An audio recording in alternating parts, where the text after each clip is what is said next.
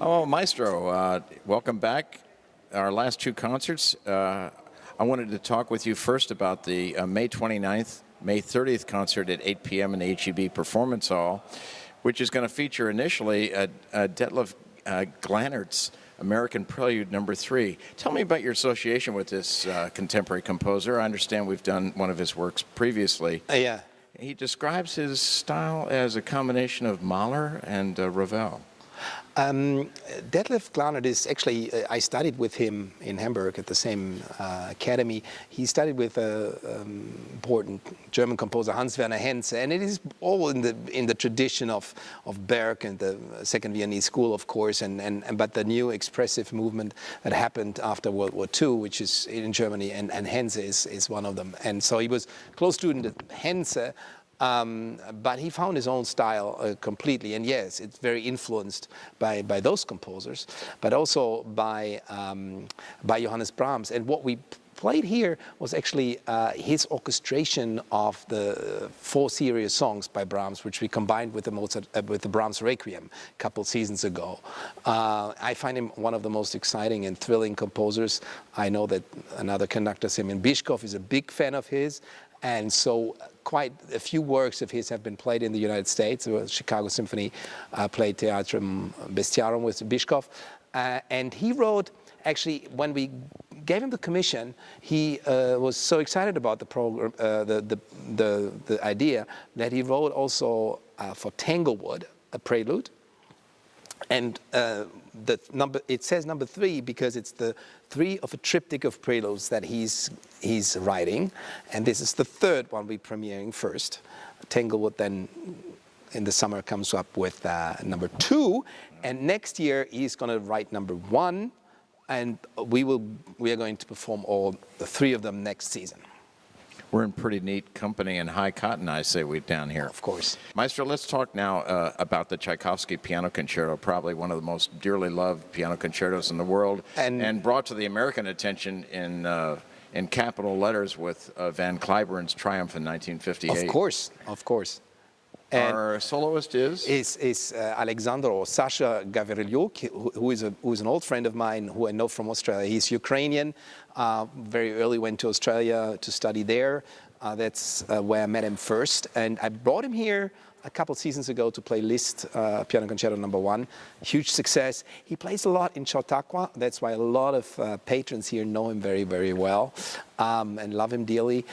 So it's finally possible to bring him back. He's phenomenal pianist, and that's what you need for Tchaikovsky No. 1. It's always with these concertos that are so well known.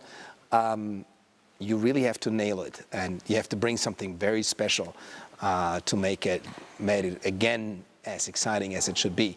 And he will do that with no doubt. Well, when Van Cliburn won the International Tchaikovsky piano competition in '58, I believe, he came home to a triumph, was marched down Fifth Avenue with a ticker tape parade, and it was the biggest thing in front of Life magazine imaginable. I mean, because it was at the height of the Cold War. Yes. And what Van Cliburn actually managed to do is build a bridge between the United States and Russia in that Cold War, and open doors for diplomats and everybody else. And actually, before anybody else could start talks, actually, he was already, being also very much loved by the Russian audience, which is the interesting thing. And you see how music can build the bridges when politics fail. So it's very interesting. Very interesting. Well, you're going to complete the concert with Shostakovich's number 10. Stalin kind of put the grips on music development during his times in the 20s, 30s, and 40s. Didn't die until the early 50s.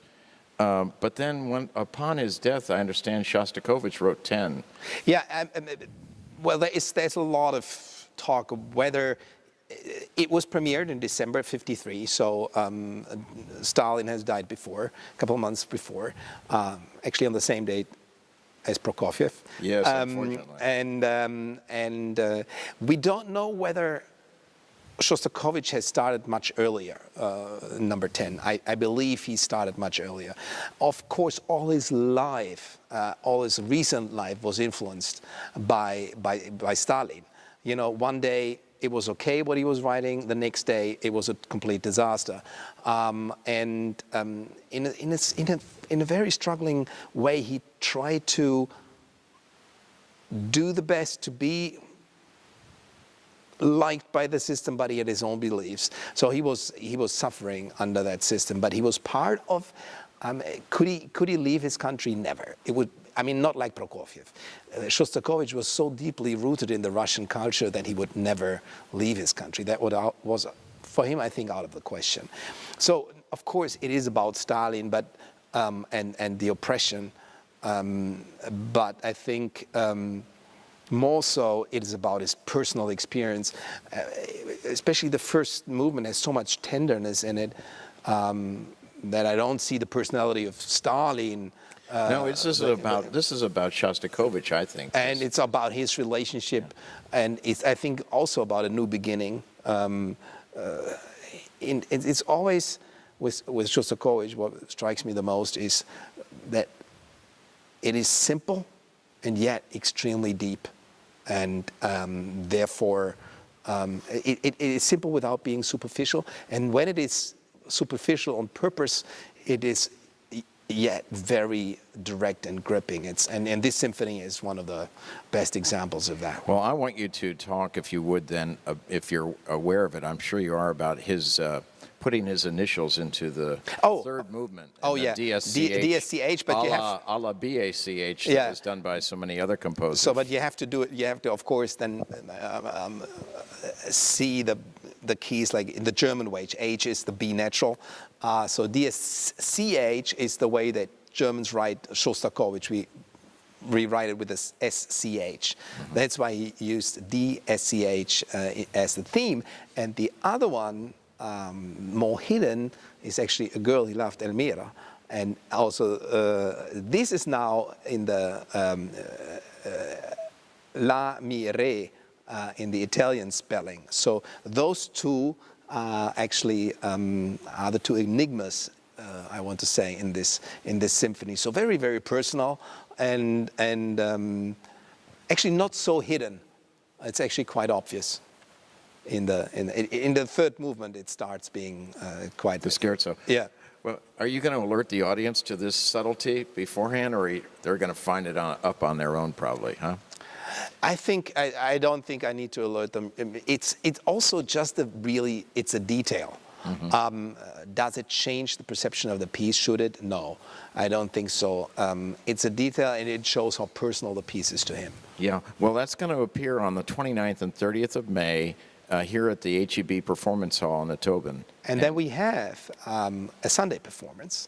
Oh, yes, Sunday. Where we'll be here as well in Tobin? Here at the Tobin, the Sunday matinee performance, that is our third Discover concert this year.